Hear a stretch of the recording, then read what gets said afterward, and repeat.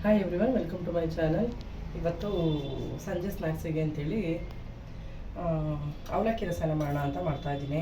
ಮೊನ್ನೆ ಅಮ್ಮವರೆಲ್ಲ ಊರಿಂದ ಬಂದಿದ್ರಲ್ಲ, ಎಲ್ಲ ಸ್ವಲ್ಪ ಬಾಳೆಹಣ್ಣೆಲ್ಲ ತೊಗೊಂಬಂದಿದ್ರು. ಅದು ಬಾಳೆಹಣ್ಣು ತುಂಬ ಹಣ್ಣಾಗ್ಬಿಟ್ಟಿತ್ತು, ಮಕ್ಕಳೆಲ್ಲ ಸರಿಯಾಗಿ ತಿಂತಾ ಇರಲಿಲ್ಲ.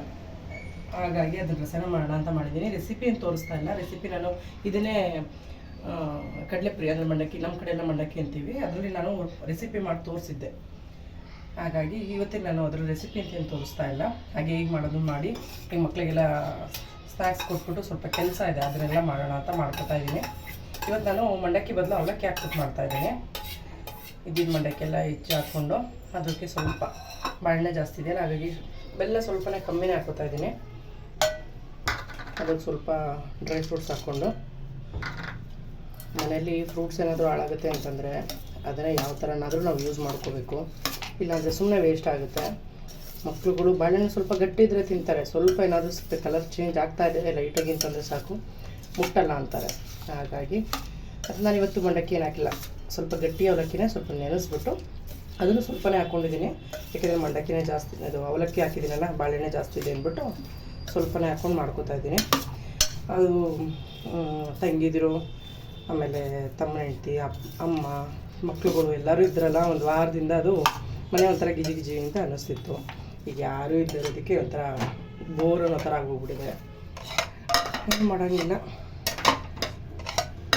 ಎಲ್ಲರೂ ಮಕ್ಳಿಗೂ ಸ್ಕೂಲ್ ಸ್ಟಾರ್ಟ್ ಆಯ್ತಲ್ಲ, ಹಾಗಾಗಿ ಎಲ್ಲರೂ ಮೊನ್ನೆ ಊರಿಗೆ ಹೋದ್ರು. ಸ್ನ್ಯಾಕ್ಸ್ನ ಮಾಡಿಕೊಟ್ಬಿಟ್ಟು ಮಕ್ಕಳಿಗೆ, ಅವರಂತೂ ತೊಗೊಂಡು ತಿನ್ನಲ್ಲ, ಅದು ಇಟ್ಟಿರೋ ಜಾಗದಲ್ಲೇ ಇರುತ್ತೆ. ನಾವೇನಾದರೂ ಮಾಡಿಕೊಟ್ರೆ ಮಾತ್ರ ತಿಂತಾರೆ. ಅದಕ್ಕೆ ಸರಿ ಮಾಡಿಕೊಟ್ಬಿಟ್ಟು ಸ್ವಲ್ಪ ಎಲ್ಲ ಬಟ್ಟೆ ಎಲ್ಲ ಎತ್ತಿ, ಈ ನಂದು ಒಂಥರ ಸೋಂಬೇರಿ ಬಟ್ಟೆ ಒಂದಿದೆ, ಅದು ತೋರಿಸ್ತೀನಿ ರೀ ನಿಮಗೆ. ಹಾಗೆ ಇದು ಈಸಿ ರೆಸಿಪಿ, ಯಾರಿಗೂ ಹೆಲ್ತಿ ಕೂಡ ಹೌದು.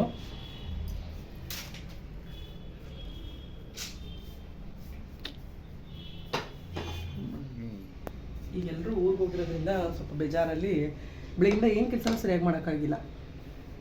ಈಗ ನಮ್ಮ ಮನೇಲಿ ಇರೋದು ಸುಮಾರಿ ಪ್ಲೇಸ್ ಅಂದರೆ ಇದೊಂದು. ಬೆಳಗ್ಗೆನೇ ಬಟ್ಟೆ ಎತ್ಕೊಂಬಂದು ಇಲ್ಲಿ ಹಾಕಿರೋದು ನೋಡಿ. ಈಗ ಸಂಜೆ ಎಲ್ಲ 7:30 ಆಗಿದೆ, ಇಷ್ಟೊತ್ತಾದರೂ ಬಟ್ಟೆ ಮಡಚಿಲ್ಲ. ಬೆಳಿಗ್ಗೆಲ್ಲ ಬಟ್ಟೆ ಎತ್ಕೊಂಬಂದು ಇಲ್ಲಿ ಹಾಕಿದೆ, ಬೇರೆ ಬಟ್ಟೆಗಳನ್ನೆಲ್ಲ ಒಣಗಾಕ್ತೆ.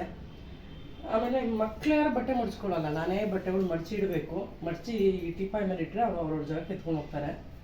ಆ ಥರ ಯಾರು ಒಂದು 4 ದಿನ ಅಭ್ಯಾಸ ಆಗಿಬಿಟ್ಟಿದ್ದೀವಿ ಅಂದರೆ ಅವ್ರ ಮೇಲೆ ನಾವು ಎಷ್ಟು ಡಿಪೆಂಡ್ ಆಗಿರ್ತೀವಲ್ಲ. ಈಗ ಎಲ್ಲರೂ ಒಂದು ವಾರದಿಂದ ಇದ್ದರು, ಅದೊಂಥರ ಹೆಂಗೆ ಅಂತಂದರೆ ಒಂಥರ ಮನೆ ಗಿಜಿ ಗಿಜಿ ಅಂತಿತ್ತು. ಎಲ್ಲರೂ ಆಚೆಗೆ ಹೋಗೋದು ಬರೋದು ಏನೇ ಮಾಡಿದ್ರು ಮಾತಾಡ್ಸ್ತಾ ಇರೋರು, ಒಂಥರ ಚೆನ್ನಾಗಿತ್ತು ನಮಗೂ. ಈಗ ನೋಡಿದ್ರೆ ಎಲ್ಲರೂ ಊನಪ್ಪ ಇದೆ, ಎಲ್ಲರೂ ಈಗ ಮನೇಲಿ ಒಂಥರ ಚೆನ್ನಾಗಿತ್ತು. ಒಂದು ವಾರದಿಂದ ತುಂಬ ಚೆನ್ನಾಗಿ ಟೈಮ್ ಪಾಸ್ ಆಗ್ತಾಯಿತ್ತು. ಹೆಂಗೆ ಅಂದರೆ ಮನೇಲಿ ಹಸ್ಬೆಂಡ್ಗೆ ಶಿಫ್ಟ್ ಇದ್ದರೆ ಅವರು ಡ್ಯೂಟಿ ಕೊಟ್ಟೋಗ್ಬಿಡ್ತಾರೆ, ಮಕ್ಕಳು ಬೆಳಗ್ಗೆ ಕಾಲೇಜಿಗೆ ಹೋದರೆ ಅವ್ರು ಬರೋದು ಕೂಡ ಸಂಜೆ ಆಗುತ್ತೆ. ಅದ್ರ ಮಧ್ಯೆ ನಮಗೆ ಒಂಥರ ಮನೇಲಿ ಬೋರ್ ಅಂತ ಅನ್ಸೋದು. ಈಗ ಸಮ್ಮರ್ ಹಾಲಿಡೇಸ್ ಇದ್ದಿದ್ದರಿಂದ ಎಲ್ಲರೂ ಮನೇಲಿ ಇದ್ದಿದ್ದಕ್ಕೆ ಒಂಥರ ಟೈಮ್ ಪಾಸ್ ಚೆನ್ನಾಗಿತ್ತು, ಅಲ್ಲಿ ಇಲ್ಲಿ ಓಡಾಡ್ತಾ ಇದ್ವಿ, ಚೆನ್ನಾಗಿತ್ತು ಅಂತ ಅನ್ನಿಸ್ತಿತ್ತು. ಇನ್ನು ಇದು ನಮ್ಮ ಮನೇಲಿ ಸೋಮಾರಿ ಕಟ್ಟೆ ಅಂದರೆ ಇದೊಂದೇ ನಮ್ಮ ಮನೇಲಿ. ಇದು ಮಕ್ಕಳು ಕುತ್ಕೋತಾರೆ, ನಾವು ಕುತ್ಕೋತೀವಿ. ಸ್ವಲ್ಪ ಬಟ್ಟೆಗಳನ್ನ ತಂದು ಹಾಕೋದು ಜಾಸ್ತಿ ಇದೇ ಜಾಗದಲ್ಲೇ, ಬೇರೆ ಯಾವ ಸೋಫಾ ಮೇಲೆ ಎಲ್ಲ ಹಾಕಿದ್ರು ಮಕ್ಕಳು ಫಲ ಸ್ವಲ್ಪ ಸಿಟ್ ಮಾಡಿಬಿಡ್ತಾರೆ, ಇಲ್ಲಿ ಹಾಕಿದ್ದೀರಾ ಅನ್ನೋ ಥರ. ಬಟ್ ಈ ಸ್ಪೇಸ್ ಅಂದರೆ ಇದು ಬೆಳಗಿಂದ ಸಂಜೆವರೆಗೂ ಫ್ರೀಯಾಗಿರುತ್ತೆ. ಅಂದರೆ ಇಲ್ಲಿ ಯಾರು ಬಂದು ಸಡನ್ನಾಗಿ ಕುತ್ಕೊಳ್ಳಲ್ಲ, ಏನಿದೆ ಸಂಜೆ ಮೇಲೆ ಅಷ್ಟೇ ಕುತ್ಕೊಳ್ಳೋದು. ಹಂಗಾಗಿ ಬೆಳಿಗ್ಗೆ ಎತ್ಕೊಂಡ್ಬಂದು ಬಟ್ಟೆ ಎಲ್ಲ ಇಲ್ಲಿ ಹಾಕಿರ್ತೀನಿ. ಬೆಳಿಗ್ಗೆ ಎತ್ತು ಮಡ್ಚಕ್ಕೆ ಫ್ರೀ ಆಗಲಿಲ್ವಾ, ಇನ್ನು ಸಂಜೆನೇ ಮಡ್ಚೋದು. ಹಿಂಗೆ ಟಿ ವಿ ನೋಡಿಕೊಂಡು ಬಟ್ಟೆ ಮಡ್ಚ್ಕೊಂಡು ಕೆಲಸ ಮಾಡ್ತಾ ಇರ್ತೀವಿ. ಇವತ್ತು ಸ್ವಲ್ಪ ಮೊಟ್ಟೆ ಸಾಂಬಾರು ಮಾಡಿದ್ದೆ.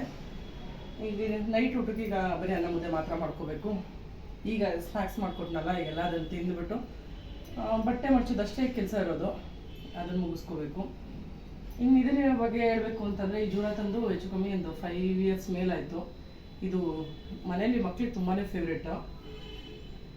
ತುಂಬ ಟೈಮ್ನ ಇದು ಬಂದು ಸ್ಪೆಂಡ್ ಮಾಡ್ತೀವಿ, ಮಕ್ಕಳಾಗಲಿ ನಾವಾಗಲಿ. ಟಿ ವಿ ನೋಡುವಾಗ ಜಾಸ್ತಿ ಎಲ್ಲರೂ ಮನೇಲಿ ಇದನ್ನು ಜಾಸ್ತಿ ಆಚೆ ಹಾಕಿರ್ತಾರೆ. ಈಗ ನಮಗೆ ಆಚೆಗಿಂತ ನಮ್ಗೆ ಇಲ್ಲಿ ಟಿ ವಿ ನೋಡೋದಕ್ಕೆ ಚೆನ್ನಾಗಿ ಯೂಸ್ ಆಗುತ್ತೆ ಹಾಲಲ್ಲಿ. ಏಕೆಂದರೆ ಎಲ್ಲರೂ ಫ್ಯಾಮಿಲಿ ಫುಲ್ಲು ಟೈಮ್ ಪಾಸ್ ಮಾಡೋದು ನಾವು ಇದೇ ಜಾಗದಲ್ಲೇ, ಹಾಲಲ್ಲೇ. ನಾವೊಂದು 3 ಜನ ಸೋಫಾ ಮೇಲೆ ಕೂತ್ಕೊಂಡ್ರೆ ಯಾರಾದರೂ ಒಬ್ಬರು ಇಲ್ಲಿ ಕೂತೇ ಇರ್ತೀವಿ. ಆ ಬಟ್ಟೆಗಂತೂ ತುಂಬ ಚೆನ್ನಾಗಿ ಫಿಟ್ ಆಗಿರೋ ಜಾಗ ಇದು. ಇಲ್ಲಿ ಯಾಕೆಂದರೆ ಇಲ್ಲಿ ಯಾರು ಬಂದು ಡಿಸ್ಟರ್ಬ್ ಮಾಡಲ್ಲ, ಹಂಗಾಗಿ ಎನಿ ಟೈಮ್ ಬಟ್ಟೆ ತಂದು ಇನ್ನೊಂದು ಹಾಕಿರ್ತೀವಿ. ಆಮೇಲೆ ನಿಧಾನವಾಗಿ ಮಡ್ಚ್ಕೊಳ್ಳೋದು. ಇದು ಸೋಮಾರಿ ಕಟ್ಟೆ ಅಂತ ನಾನು ಇಟ್ಟಿರೋ ಹೆಸರು ಇದಕ್ಕೆ. ಹಾಗೆ ಇದನ್ನ ವ್ಲಾಗ್ನ ಕಂಟಿನ್ಯೂ ಮಾಡ್ತೀನಿ.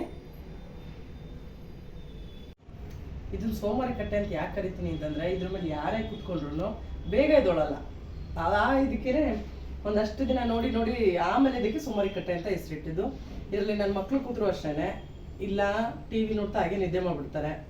ಅಲ್ಲ, ನಾನು ಆಲ್ಮೋಸ್ಟ್ ಎಷ್ಟೋ ಸಲ ಇದರಲ್ಲಿ ಕೂತ್ಕೊಂಡೆ ಟಿವಿ ನೋಡ್ತಾ ನಿದ್ದೆ ಮಾಡ್ಬಿಟ್ಟಿರ್ತೀನಿ. ಆಮೇಲೆ ಇದ್ರ ಮೇಲೆ ಕೂತ್ರೆ ಅದು ಉಯ್ಯಾಲೆ ತೂಗ್ತಾ ಇರೋದ್ರಿಂದ ಬೇಗ ಎದ್ದೊಳಕ್ಕೆ ಮನಸ್ಸೇ ಬರಲ್ಲ. ಬೇರೆ ಕೆಲಸ ಎಲ್ಲ ಬೇರೆಯವ್ರಿಗೆ ಹೇಳ್ತಾರೆ ಹೊರತು ಅವ್ರು ಮಾತ್ರ ಮೇಲೆ ಎದ್ದೊಳಲ್ಲ. ಹಾಗಾಗಿ ಆಮೇಲೆ ಹೀಗೆ ಬಟ್ಟೆ ತೊಗೊಂಬಂದು ಹಾಕಿದ್ರೆ ಬೆಳಗಿಂದ ಸಂಜೆವರೆಗೂ ಅದು ಮಡಚಬೇಕು ಅನ್ನೋ ಫೀಲೇ ಬರಲ್ಲ. ಬೇರೆ ಕಡೆ ಎಲ್ಲೇ ಇದ್ರೂ ಅದು ಒಂಥರ ಡಿಸ್ಟರ್ಬ್ ಅಂತ ಅನಿಸ್ತಾ ಇರುತ್ತೆ. ಅಯ್ಯೋ ನೋಡು ಅದೊಂದು ಕೆಲಸ ಆಗಿಲ್ಲ ಅಂತ ಅನಿಸ್ತಾ ಇರುತ್ತೆ. ಇದು ಒಂಥರ ಅದಕ್ಕೆ ಕಂಫರ್ಟಬಲ್ ಆಗಿದೆ. ಅಯ್ಯೋ ಆಮೇಲೆ ಮಡ್ಚ್ಕೊಂಡ್ರಾಯ್ತು ಅಂತ ಅನ್ಕೊಂಡು ಅದು ಮಡ್ಚೋದೇ ಇಲ್ಲ. ಸಂಜೆವರೆಗೂ ಇರುತ್ತೆ, ಸಂಜೆ ಮೇಲೆ ಮಡ್ಚೋದು. ಹಾಗಾಗಿ ಇದಕ್ಕೆ ಸೋಮಾರಿ ಕಟ್ಟೆ ಅಂತ ಹೆಸರಿಟ್ಬಿಟ್ಟಿದ್ದೀವಿ. ಆಮೇಲೆ ಇದು ಹೆಂಗೆ ಅಂದರೆ ಈಗ ನನ್ನ ಮಕ್ಕಳು ಅಷ್ಟೇ, ಅವರು ಕಾಲೇಜಿಂದ ಬಂದರು ಅಂದರೆ ತಕ್ಷಣಕ್ಕೆ ಬ್ಯಾಗ್ ಇಡೋ ಜಾಗ, ಯಾಕೆಂದ್ರೆ ಖಾಲಿ ಇರುತ್ತೆ, ಬ್ಯಾಗ್ ತೊಗೊಂಬಂದು ಇಡ್ತಾರೆ. ಇದು ತುಂಬಾ ಯೂಸ್ ಆಗುವಂಥ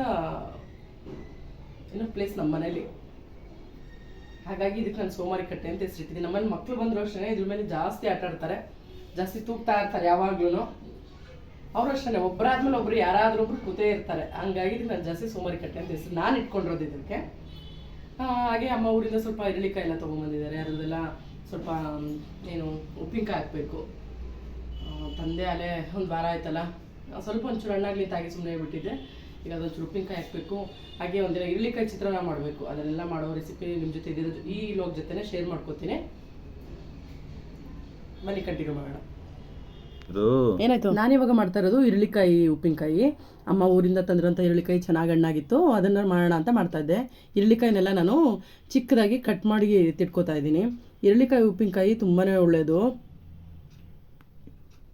ಹಾಗೆ ಅದಕ್ಕೆ ಬೇಕಾಗಿರೋಂಥ ಇಂಗ್ರೀಡಿಯೆಂಟ್ಸು, ಒಂದು 2 ಸ್ಪೂನಷ್ಟು ಮೆಂತ್ಯ, ಹಾಗೆ ಒಂದು 2 ಸ್ಪೂನು ಸಾಸಿವೆ, ಒಂದು 3-4 ಸ್ಪೂನಷ್ಟು ಜೀರಿಗೆ ತೊಗೊಂಡಿದ್ದೀನಿ.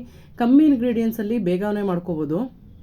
ಹಾಗೆ ಒಂದು ಬಾಣಲಿನ ನಾನು ಕಾಯೋದಕ್ಕೆ ಇಟ್ಕೊಂಡು, ಬಾಣಲಿ ಚೆನ್ನಾಗಿ ಕಾದ್ಮೇಲೆ ಅದೇ ಬಾಣಲಿಗೆ ನಾನು ತೆಗೆದಿಟ್ಕೊಂಡಿರೋಂಥ ಜೀರಿಗೆ, ಮೆಂತ್ಯ, ಸಾಸಿವೆ ಎಲ್ಲದನ್ನು ಹಾಕ್ಕೊಂಡು ಫ್ಲೇಮ್ನ ನಾನು ಕಮ್ಮಿಲಿ ಇಟ್ಕೊಂಡು ಒಂದು 2 ನಿಮಿಷ ಚೆನ್ನಾಗಿ ಹುರಿದಿಟ್ಕೋತಾ ಇದ್ದೀನಿ. ಈ ಜೀರಿಗೆ ಮತ್ತು ಮೆಂತ್ಯ ಎಲ್ಲ ಅದು ಉರಿಯುವಾಗ ಕಲರ್ ಬದಲಾಗುತ್ತೆ, ಅಷ್ಟು ಹುರಿದ್ರೆ ಸಾಕಾಗುತ್ತೆ. ಒಂದು 2 ನಿಮಿಷ ಆದರೆ ಸಾಕಾಗುತ್ತೆ. ಫ್ಲೇಮ್ ಕಮ್ಮಿನಲ್ಲಿ ಇಟ್ಕೊಂಡಿರಬೇಕು ಇದನ್ನು ಉರಿಯುವಾಗ ಮಾತ್ರ. ಇದನ್ನು ಚೆನ್ನಾಗಿ ಹುರ್ಕೋಬೇಕು. ಈ ಇರಳಿಕಾಯಿ ಉಪ್ಪಿನಕಾಯಿ ಪಿತ್ತಕ್ಕೆಲ್ಲ ತುಂಬಾ ಒಳ್ಳೆಯದು ಅಂತಾರೆ. ಹಾಗೆ ಮೊಸರನ್ನಕ್ಕೆಲ್ಲ ನಮ್ಮಲ್ಲಿ ಯೂಸ್ ಮಾಡ್ತಾರೆ. ಹಾಗಾಗಿ ಇರಳಿಕಾಯಿ ತಲ ಉಪ್ಪಿನಕಾಯಿ ಮಾಡ್ಕೊಳ್ಳೋಣ ಅಂತ ಮಾಡ್ಕೋತಾ ಇದ್ದೆ. ಈಗ ಹುರಿದಿಟ್ಕೊಡ್ರನ್ನೆಲ್ಲ ಒಂದು ಪ್ಲೇಟ್ಗೆ ಸಪ್ರೇಟು ಆರೋದಕ್ಕೆ ಅಂತ ಎತ್ತಿಟ್ಕೊಂಡು, ಹಾಗೆ ಮತ್ತೆ ಬಾಣಲಿನ ಕಾಯ್ದಕ್ಕೆ ಇಟ್ಕೊಂಡಿದ್ದೀನಿ. ಈಗ ಬಾಣಲಿ ಚೆನ್ನಾಗಿ ಕಾದ್ಮೇಲೆ ಬಾಣಲಿಗೆ ನಾನು ಒಂದು ಅರ್ಧ ಕಪ್ನಷ್ಟು ಎಣ್ಣೆ ಹಾಕೋತಾ ಇದ್ದೀನಿ. ಈ ಉಪ್ಪಿನಕಾಯಿಗಳಿಗೆ ಯಾವುದೇ ಉಪ್ಪಿನಕಾಯಿಗಳಿಗಾದ್ರೂ ಎಣ್ಣೆ ಸ್ವಲ್ಪ ಜಾಸ್ತಿನೇ ಇರಬೇಕು. ಅದು ದಿನ ಕಳೆದಂಗೆ ನೆಂದಷ್ಟು ಅದು ಹುಳಿಯೆಲ್ಲ ಚೆನ್ನಾಗಿ ಬಿಟ್ಕೊಳುತ್ತೆ. ಎಣ್ಣೆ ಇದ್ರೇ ಅದರಲ್ಲಿ ಉಪ್ಪಿನಕಾಯಿಗಳು ಹಾಳಾಗಲ್ಲ. ಹಾಗಾಗಿ ಎಣ್ಣೆ ಸ್ವಲ್ಪ ಜಾಸ್ತಿನೇ ಹಾಕ್ಕೊಂಡಿದ್ದೀನಿ. ಎಣ್ಣೆ ಚೆನ್ನಾಗಿ ಕಾದ್ಮೇಲೆ ಈಗ ಇದಕ್ಕೆ ನಾನು ಸಾಸಿವೆ ಮತ್ತು ಕರಿಬೇವಿನ ಸೊಪ್ಪನ್ನ ಒಗ್ಗರಣೆಗೆ ಅಂತ ಹಾಕೋತಾ ಇದ್ದೀನಿ. ಸಾಸಿವೆ ಚಟಪಟ ಸಿಡ್ದು ಕರಿಬೇವಿನ ಸ್ವಲ್ಪ ಒಗ್ಗರಣೆ ಎಲ್ಲ ಚೆನ್ನಾಗಿ ಆದಮೇಲೆ ಈಗ ಅದಕ್ಕೆ ನಾನು ಕಟ್ ಮಾಡಿ ಇಟ್ಕೊಂಡಿರುವಂಥ ಇರಳಿಕಾಯಿನೂ ಕೂಡ ಹಾಕೋತಾ ಇದ್ದೀನಿ. ಇರಳಿಕಾಯಿನ ನಿಮಗೆ ಯಾವ ಸೈಜಲ್ಲಿ ಬೇಕೋ ಅಥವಾ ಯಾವ ಶೇಪಲ್ಲಿ ಬೇಕೋ ಆ ಥರ ಎಲ್ಲ ಕಟ್ ಮಾಡ್ಕೋಬೋದು. ನಾನಿಲ್ಲಿ ಸ್ವಲ್ಪ ಚಿಕ್ಕದಾಗಿಯೇ ಕಟ್ ಮಾಡ್ಕೊಂಡಿದ್ದೀನಿ. ನಾನಿಲ್ಲಿ ತೊಗೊಂಡಿರೋದು ಬರೀ ನಾವು 4 ಇರಳಿಕಾಯಿ ಅಷ್ಟೇ. ಈಗ ಇದನ್ನು ಎಣ್ಣೆಲೆ ಚೆನ್ನಾಗಿ ಬಾಡಿಸ್ಕೋಬೇಕು. ಇದು ತಳ ಹಿಡಿದಂಗೆ ನಾವು ಕೈ ಆಡ್ತಾನೆ ಇರಬೇಕು. ಎಣ್ಣೆ ಜಾಸ್ತಿ ಇರೋದ್ರಿಂದ ಯಾವುದೇ ಕಾರಣಕ್ಕೂ ತಳ ಹಿಡಿಯಲ್ಲ, ಬಟ್ ಕೈ ಆಡ್ತಾ ಇರಬೇಕಾಗುತ್ತೆ. ನಾನಿಲ್ಲಿ ಇರಳಿಕಾಯಿನ ನಾನೇನು ಹುಳಿಯೆಲ್ಲ ಹಿಂಡಿಲ್ಲ, ಹಾಗೆ ಡೈರೆಕ್ಟೇ ಮಾಡ್ತಾ ಇರೋದು. ಇದು ಎಣ್ಣೆಲಿ ಇರಳಿಕಾಯಿ ಎಲ್ಲ ಚೆನ್ನಾಗಿ ಬೆಂದು ಅದು ಬತ್ತದಂಗೆ ಆಗುತ್ತೆ. ಕೆಲವೊಬ್ಬರಿಗೆ ಇರಳಿಕಾಯಿ ಉಪ್ಪಿನಕಾಯಿ ಕೈಯಿಂದ ಅನ್ಸ್ಬೋದೇನೋ, ಆದರೆ ಆರೋಗ್ಯಕ್ಕೆ ತುಂಬಾ ಒಳ್ಳೆಯದು. ಈ ಇರಳಿಕಾಯಿನ ಉರಿಯೋ ಟೈಮಲ್ಲೇ ನಾನು ಇದಕ್ಕೆ ಉಪ್ಪನ್ನ ಆ್ಯಡ್ ಮಾಡ್ಕೋತಾ ಇದ್ದೀನಿ. ಉಪ್ಪಿನಕಾಯಿಗಳಿಗೆ ಯಾವತ್ತೂ ಸ್ವಲ್ಪ ಉಪ್ಪು ಮುಂದಾಗೆ ಇರುತ್ತೆ. ನಾನು ಇದಕ್ಕೆ 2 ಉಪ್ಪನ್ನೇ ಹಾಕೋತಾ ಇದ್ದೀನಿ, ಯಾಕೆಂದರೆ ಒಗ್ಗರಣೆಯಲ್ಲಿ ಬೇಯ್ತಾ ಇರೋದ್ರಿಂದ ಉಪ್ಪು ಚೆನ್ನಾಗಿ ಕರಗುತ್ತೆ. ಹಾಗಾಗಿ ಚೆನ್ನಾಗಿ ಹಿಡಿಯುತ್ತೆ ಉಪ್ಪಿನಕಾಯಿಗೆಲ್ಲ. ಹಾಗಾಗಿ 2 ಉಪ್ಪನ್ನೇ ಹಾಕ್ಕೊಂಡು ಈಗ ಅದನ್ನು ಚೆನ್ನಾಗಿ ಮಿಕ್ಸ್ ಮಾಡ್ಕೊತೀನಿ.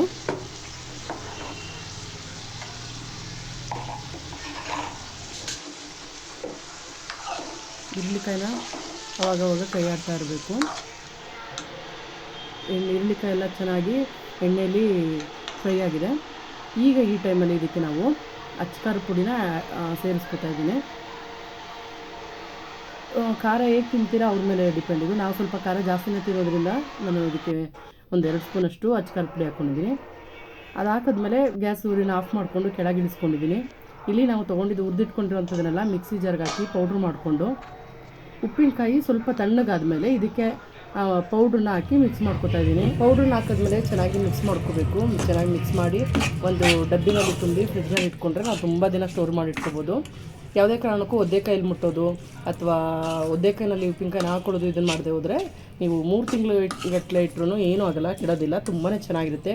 ಟೇಸ್ಟ್ ವೈಸ್ ಅಂತೂ ಮಾವಿನಕಾಯಿ ಉಪ್ಪಿನಕಾಯಿಗಿಂತಲೂ ತುಂಬ ಚೆನ್ನಾಗಿರುತ್ತೆ. ಈ ಮೊಸರನ್ನ ಮತ್ತು ರೊಟ್ಟಿ ಇಂಥದಕ್ಕೆಲ್ಲ ತುಂಬಾ ಚೆನ್ನಾಗಿರುತ್ತೆ. ಪ್ಲೀಸ್ ಸಬ್ಸ್ಕ್ರೈಬ್ ಮಾಡ್ಕೊಂಡು ನೋಡಿ. Thank you for watching.